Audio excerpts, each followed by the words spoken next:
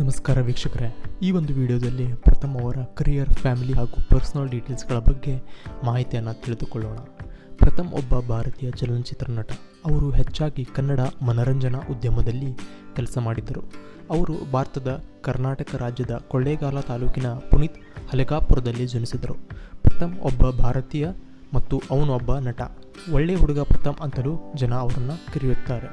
ಪ್ರಥಮ್ big boss Kannada season 4ರ ವಿಜೇತರಾಗಿದ್ದಾರೆ. ಪ್ರಥಮ್ ತಂದೆಯ ಹೆಸರು ಮಲ್ಲೇಗೌಡ ಮತ್ತು ಅವರು ಸರ್ಕಾರಿ ಉದ್ಯೋಗಿ.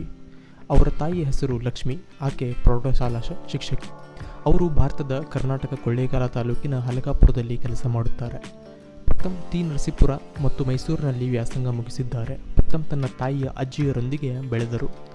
ಪ್ರಥಮ್ ಅವರು ಬಿಗ್ ಬಾಸ್ ಕನ್ನಡ ಸೀಸನ್ 4 ಗೆಲುವಿನ 50 ಲಕ್ಷ ರೂಪಾಯಿಯನ್ನು ದೈಹಿಕವಾಗಿ ಅಶಕ್ತ ಹುಡುಗಿಯರಿಗೆ ತಮ್ಮ ಮದುವೆಗೆ ಸಹಾಯ ಮಾಡುವ ಸಲುವಾಗಿ ದಾನ ಮಾಡಿದ್ದಾರೆ.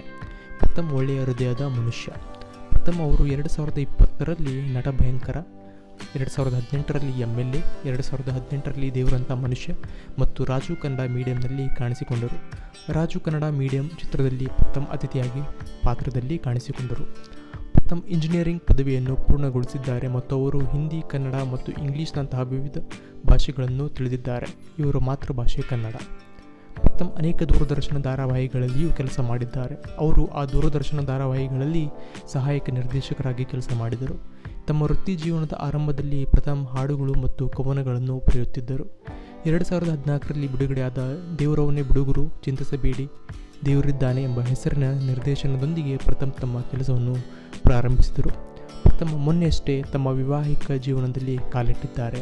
ಅವರು ತಮ್ಮ ಬಾಲ್ಯದ ಪ್ರೇಯಸಿಯಾದ ಭಾನುಶ್ರೀ ಎಂಬ ಹುಡುಗಿಯನ್ನು ಮದುವೆಯಾಗಿದ್ದಾರೆ. ಭಾನುಶ್ರೀ ಮಂಡ್ಯದ ಒಂದು ಹಳ್ಳಿಯಲ್ಲಿ ಬೆಳೆದ ಹುಡುಗಿ. ಅವರು ಮತ್ತು ಪ್ರತಾಪ್ ಅವರು ಕಳೆದ 10 ವರ್ಷದಿಂದ ಪ್ರೀತಿಸುತ್ತಿದ್ದರು ಎಂದು ವರದಿಯಾಗಿತ್ತು.